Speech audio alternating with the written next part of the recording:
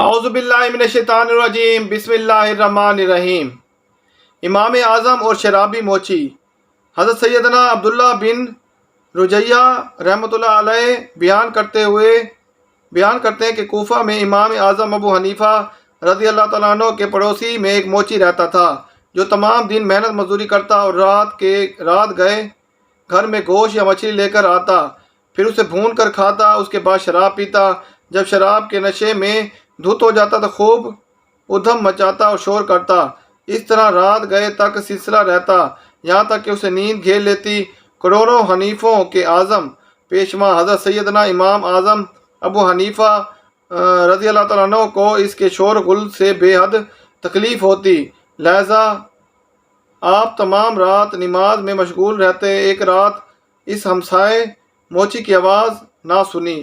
صبح کو اس کے بارے میں استفسار فرمایا۔ آپ کو بتایا گیا کہ کل رات اس کو سپاہی نے پکڑ لیا اور وہ قید میں ہے۔ امام اعظم رضی اللہ تعالیٰ عنہ نے نماز فجر ادا کی اور اپنی سواری پر سوار ہو کر خلیفہ کے پاس پہنچ گئے اور اپنے آنے کی خلیفہ کو اطلاع بھجوائی۔ خلیفہ نے حکم دیا، آپ کی سواری کی لگام تھام کر نہایت احترام کے ساتھ فرش شاہی تک لے آؤ اور آپ کو سواری سے نیچے نہ اترنے دیا جائے گا۔ سپاہیوں نے ایسا ہی کیا۔ خلیفہ نے دریافت کیا، کیا حکم ہے؟ آپ نے فرمایا، میرا ایک ہمسایہ موچی تھا جسے کل رات سپاہیوں نے پکڑ لیا ہے، اس کی آزادی کا حکم فرمائے۔ خلیفہ نے فرمایا، جاری کر دیا ہے کہ اس موچی کو فوراً رہا کر دو اور ہر اس قیدی کو بھی رہا کر دو جو آج کے دن پکڑا گیا ہے۔ چنانچہ سب کو آزاد کرنے کا حکم دے دیا۔ اس کے بعد امام اعظم ابو حنیفہ رضی اللہ تعالیٰ عنہ سواری پر سوار ہو کر چل دیے اور ہمسایہ موچی پیچھے پیچھے چلنے لگا۔ امام اعظم ابو حنیفہ رضی اللہ تعالیٰ عنہ نے اس سے فرمایا، اے نوجوان، کیا ہم نے تمہیں کوئی تکلیف دی ہے؟ اس نے عرض کیا، نہیں، بالکل، آپ نے تو میری مدد فرمائی ہے اور میری شفقت کی ہے۔ اللہ تعالیٰ آپ کو بہتر جزا عطا فرمائے کہ آپ نے ہمسائے کی حرمت اور حق کی رعایت فرمائی۔ پھر اس شخص نے توبہ کر لی اور آئندہ کے لیے بری حرکتوں سے باز آ گیا۔ بروں کے ساتھ بھی بھلائی کرو۔ دیکھا آپ نے ہمارے امام اعظم ابو حنیفہ رضی اللہ تعالیٰ عنہ نے کس قدر عظیم صبر و تحمل کا مظاہرہ فرمایا اور اپنے شرابی ہمسائے کی اذیت برداشت کرتے رہے۔ بالآخر اس کی قسمت کھلنے کا سبب یہ ہوا کہ وہ گرفتار ہوا۔ آپ نے اس کی مدد کی، وہ متاثر ہو کر مسیحت سے تاب ہو گیا۔ واقعی نہیں، ان المنکر کا یہ بھی ایک مؤثر ترین انداز ہے کہ ہم دوسروں کے کام آئیں۔ کوئی ہمارے ساتھ کتنا ہی برائی سے پیش آئے، ہم اس کو اینٹ کا جواب پتھر سے دینے کی بجائے اس کے ساتھ خیر خواہی کا معاملہ کرتے رہیں اور اس کے ساتھ بھلائی سے پیش آئیں۔ ایک نہ ایک دن انشاءاللہ ضرور اس کی صلاح ہو جائے گی۔ اگر وہ راہ راست پر نہ بھی آیا تب بھی ہمارے صبر و تحمل کا ثواب تو کہیں بھی نہیں گیا۔ ایک با کرامت مبلغ کی لرزہ خیز حکایت۔ اصحاب الحضوف کے بارے میں محدثین کی اختلاف ہے کہ یہ لوگ کون تھے اور ان کا کیا واقعہ تھا۔ اس بارے میں حضرت سیدنا صہیب رومی رضی اللہ تعالیٰ سے روایت ہے کہ اگلی امتوں میں سے ایک بادشاہ تھا جو خدائی کا دعویٰ کرتا تھا۔ ایک جادوگر اس کے دربار کا بہت ہی مقرب تھا۔ ایک دن جادوگر نے بادشاہ سے کہا، میں اب برا ہو گیا ہوں، لہذا تم اب ایک لڑکے کو میرے پاس بھیج دو تاکہ میں اس کو اپنی جادو سکھا دوں۔ چنانچہ بادشاہ نے ایک ذہین لڑکے کو جادوگر کے پاس بھیجا۔ لڑکے روزانہ جادوگر کے پاس آنے جانے لگا۔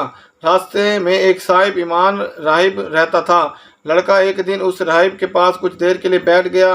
اس راہب کی باتیں لڑکے کو بہت پسند آ گئی، چنانچہ لڑکا جادو کے پاس آنے جانے کے دوران روزانہ راہب کے پاس بھی بیٹھنے لگا۔ ایک دن لڑکے نے دیکھا کہ ایک بہت بڑا اور نہایت ہی خوفناک جانور کھڑا انسانوں کا راستہ روکے ہوا ہے۔ لڑکے نے یہ منظر دیکھ کر اپنے دل میں کہا، آج یہ ظاہر ہو جائے گا کہ جادوگر افضل ہے یا یہ راہب۔ چنانچہ اس لڑکے نے ایک پتھر اٹھا کر یہ دعا مانگی، یا اللہ، اگر تیرے دربار میں راہب کا مذہب مقبول ہے اور جادوگر کا مذہب مردود ہو تو اس جانور کو اس پتھر سے ہلاک فرما دے۔ یہ دعا کر کے لڑکے نے جانور کو پتھر دے مارا۔ پتھر لگتے ہی وہ بہت ہی بڑا جانور مر گیا اور لوگوں کا راستہ کھل گیا۔ لڑکے نے راہب سے یہ پورا واقعہ بیان کیا۔ یہ سن کر راہب نے کہا، اے لڑکے، خدا کے دربار میں تیرا مرتبہ بلند ہو گیا ہے، لہذا اب تو ان قریب امتحان میں ڈالا جائے گا، اس لیے کسی کو میرا پتہ نہ بتانا اور امتحان کے وقت صبر کرنا۔ رفتہ رفتہ یہ لڑکا اس قدر صاحب کرامت ہو گیا کہ اس کی دعاؤں سے معذر اندھے اور کوڑی شفا پانے لگے، یہاں تک کہ خود بادشاہ کے دربار میں بھی اس کا چرچا ہونے لگا۔ بادشاہ کا ایک بہت ہی مقرب اور ہم نشین اندھا ہو گیا تھا، وہ اس لڑکے کے پاس بہت ہی ہدایت اور تعریف سے لے کر حاضر ہوا، اپنی بصارت بینائی کے لیے دعا کا طالب ہوا۔ لڑکے نے کہا، اگر تو اللہ تعالیٰ پر ایمان لائے تو میں تیرے لیے دعا کروں گا۔ چنانچہ وہ ایمان لایا اور لڑکے نے اس کے لیے دعا کر دی۔ فوراً ہی وہ آنکار ہو گیا۔ جب وہ بادشاہ کے دربار میں گیا تو بادشاہ نے حیرت میں پوچھا، تمہاری آنکھیں بصارت کیسے آ گئیں؟ تو مقرب ہم نشین نے کہا، میرے رب نے مجھے بصارت عطا فرمائی ہے۔ بادشاہ نے غضبناک ہو کر کہا کہ کیا میرے سوا بھی تمہارا کوئی رب ہے؟ تو اس نے کہا، اللہ تعالیٰ میرے اور تیرے دونوں کا رب ہے۔ بادشاہ نے اس کو طرح طرح کی سزائیں دے کر پوچھا، کس نے تجھے بتایا ہے کہ تو نے اس لڑکے کا نام بتا دیا؟ پھر بادشاہ نے لڑکے کو قید کر کے اس کو اس قدر مارا پیٹا کہ اس نے راہب کا نام بتا دیا۔ بادشاہ نے راہب کو گرفتار کر کے اس سے کہا کہ تم اپنے عقیدے کو چھوڑ دو، مگر راہب نے صاف صاف کہہ دیا کہ میں اپنے عقیدے پر آخری دم تک قائم رہوں گا۔ یہ سن کر بادشاہ آگ بگولا ہو گیا اور اس نے راہب کے سر پر آرا چلوا کر اس کے 2 ٹکڑے کر دیے۔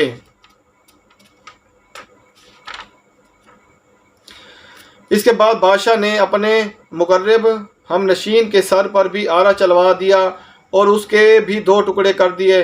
پھر لڑکے کو سپاہی کے سپرد کیا اور حکم دیا کہ اس کو پہاڑی کی چوٹی پر چڑھا کر اوپر سے نیچے لٹکا دو۔ لڑکے نے پہاڑ پر چڑھ کر دعا مانگی تو ایک زلزلہ آیا اور بادشاہ کے سپاہی زلزلے کے جھٹکوں سے ہلاک ہو گئے اور لڑکا سلامتی کے ساتھ پھر بادشاہ کے سامنے آ کھڑا ہو گیا۔ پھر بادشاہ نے غیظ و غضب میں بھر کر حکم دیا، اس لڑکے کو کشتی میں بٹھا کر سمندر میں لے جاؤ اور بیچ سمندر میں لے جا کر اس کو سمندر میں پھینک دو۔ چنانچہ بادشاہ کے سپاہی اس کو کشتی میں بٹھا کر لے گئے۔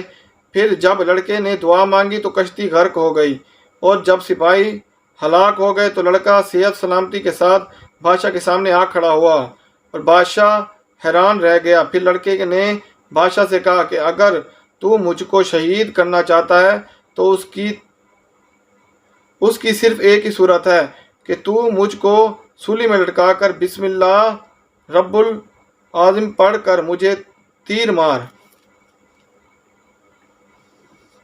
چنانچہ اس ترکیب سے بادشاہ نے اس لڑکے کو تیر مار کر شہید کر دیا۔ یہ منظر دیکھ کر ہزاروں نے اطماع نے بلند آواز سے یہ اعلان کرنا شروع کر دیا کہ ہم اس لڑکے کے رب پر ایمان لائے۔ بادشاہ غصے میں بھکلا گیا اور اس نے گڑھا کھدوا کر اس میں آگ جلوائی۔ جب آگ کے شعلے خوب بلند ہونے لگے تو اس نے اہل ایمان کو پکڑ کر اس آگ میں ڈالنا شروع کر دیا، یہاں تک کہ 17 مومنین کو اس نے آگ میں جلا دیا۔